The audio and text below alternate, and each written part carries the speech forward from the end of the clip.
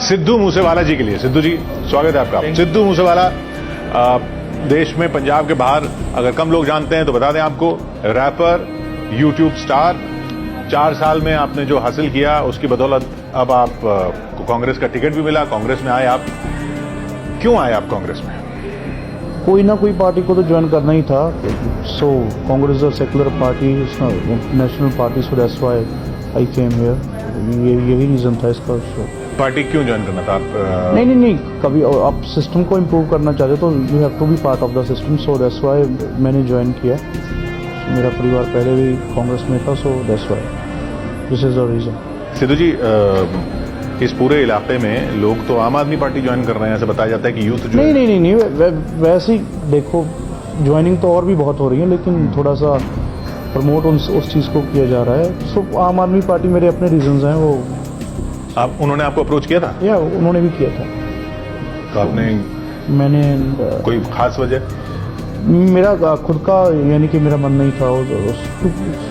अब मैं किसी के बारे में कुछ बुरा या बैड माउथिंग नहीं करना चाहता, लेकिन हर एक के अपने अपने रीजंस होते हैं। मैंने इस हाल देखा कि कोई पंजाब का चेहरा ही नहीं था, पंजाब का सिर्फ एक ही चेहरा, और वो हर जगह पे लिखा हुआ है कि इस बार इसको मौका, इस बार इसको मौका। क्यों? पंजाब की लीडरशिप काम है, हमारे भी तो लोग हैं वहाँ पर, उसकी ब्रांडिंग क्यों नहीं की जा रही?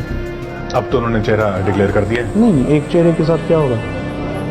हमारे पास किसी भी पार्टी के देख लो, कम से कम 10 से 12 लीडर तो मेन लीडरशिप जिसकी लोग जानते हैं, इनका कौन सा लीडर है? तो आपके पार्टी में ये भी तो ना कि वो इतने सारे लीडर हैं, अभी उनमें आपस में झगड़े चल रहे हैं। नहीं, वो तो होता ही है।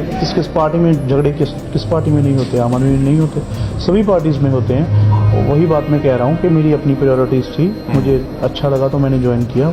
मैंने सब साइड्स देखे, हर एक बंदे के अपने रीजंस होते हैं, तो मेरे भी अपने थे।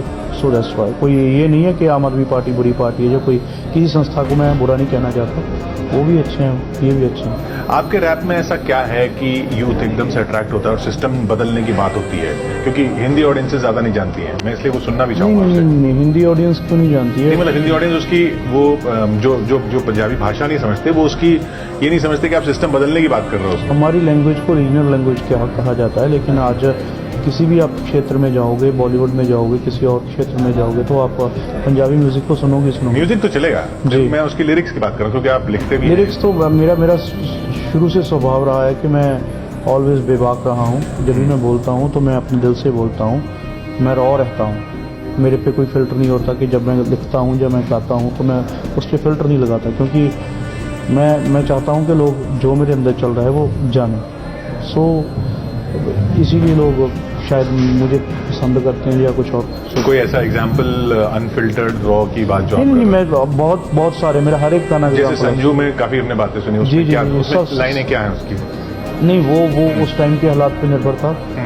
काफी सॉन्ग्स हैं मेरे, हर एक सॉन्ग में लाइक ये बात होती है कि जो मेरे मन में होती है मैं उस बात में कोशिश करता हूँ कहने की। पहले आपकी तरक्की हुई सोहाई से जी, उसके बाद चलते गए गाने, तो अभी भी चल रहे हैं।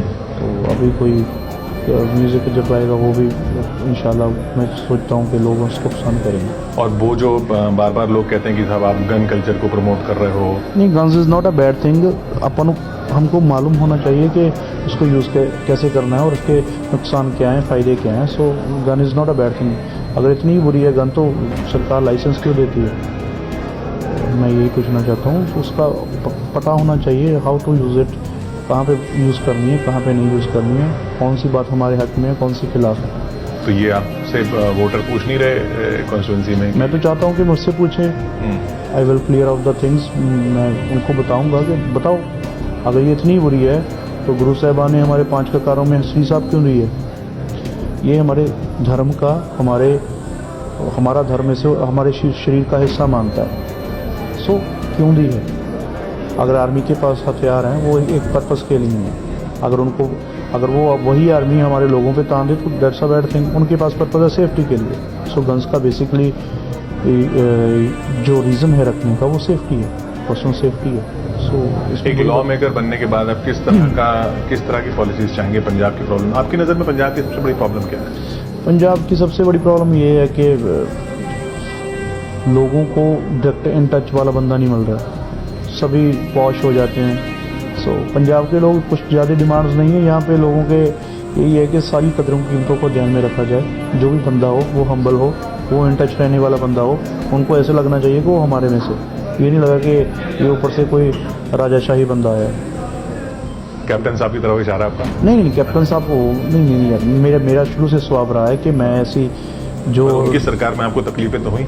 नहीं तकलीफें होती हैं तो मैंने ठान ली कि हाँ मैं अभी मुझे कोई तकलीफ को देख के दिखाए तो। राहुल गांधी साहब की मुलाकात हुई? जी।